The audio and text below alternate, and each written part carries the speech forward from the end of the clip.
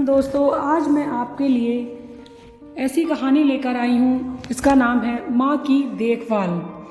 जब तक माँ स्वस्थ थी वह इन तीनों से अलग अपने पुराने घर में रहती थी, लेकिन अब ऐसा करना खतरे से खाली नहीं होता और ऐसा करने से समाज में तीनों बेटे बेटियों का नाम भी खराब होता है। लोग कहते हैं कि देखो कैसी औलादें हैं, बीमार माता को अकेले रहने के लिए छोड़ दिया। 1 घंटे से बिना कोई बातचीत किए वह तीनों अपने अपने विचारों में खोए हुए थे। फिर बहन ने चुप्पी तोड़ते हुए अपने भाई की तरफ देखते हुए कहा, भैया आप बड़े हैं, इसीलिए आपका कर्तव्य है कि आप माँ को ज़रूरत के समय आप रखें और उनकी देखभाल करें। छोटी बहन की बात सुनकर बड़े भाई ने पहले अपनी पत्नी की ओर देखा और बोला, मैं इस बात से बिल्कुल इनकार नहीं करता कि बड़े होने के नाते मेरा माँ की देखभाल करने का कर्तव्य है, लेकिन तुम तो जानती ही हो कि मैं और तुम्हारी भाभी दोनों ही जॉब करते हैं। ऐसी हालत में माँ के साथ किसी का होना, हर वक्त उनकी देखभाल करने के लिए उनके पास रहना पड़ेगा, जो हमारे लिए बहुत मुश्किल हो जाएगा। बहन, तुम तो पूरा दिन घर ही में रहती हो, तुम माँ को अपने साथ क्यों नहीं रखती? पैसे की चिंता मत करना, जो भी खर्चा आएगा मैं दूंगा।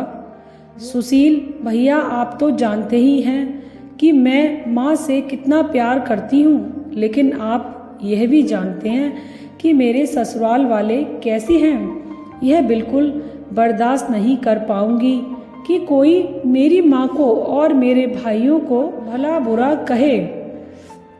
इसीलिए अच्छा यही होगा कि माँ को अनिल भाई के यहाँ रखा जाए। बड़े भाई सुनील ने भी छोटे भाई अनिल के यहाँ माँ को रखने के लिए सहमति जताई।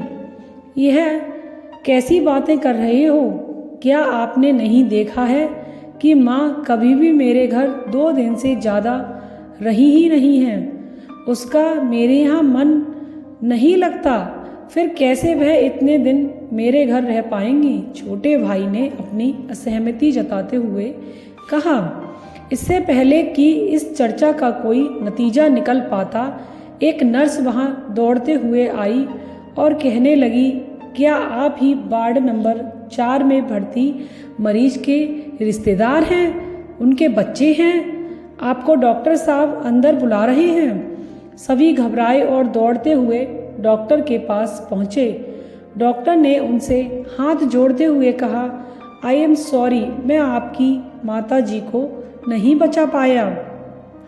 डॉक्टर की इस खबर ने सबके चेहरे पर झूठी मूठी दुख की परत तो चढ़ा दी थी, लेकिन सभी के दिल के किसी कोने में इस बात की खुशी भी छुपी थी कि अब उन्हें माँ को नहीं संभालना पड़ेगा और माँ की वजह से उन्हें परेशान नहीं होना पड़ेगा। दोस्तों, छोटी सी ये इमोशनल कहानी ही समाज का सत्य है। यहाँ लोग ऊपर से जो दिखते हैं वे अंदर से नहीं होते।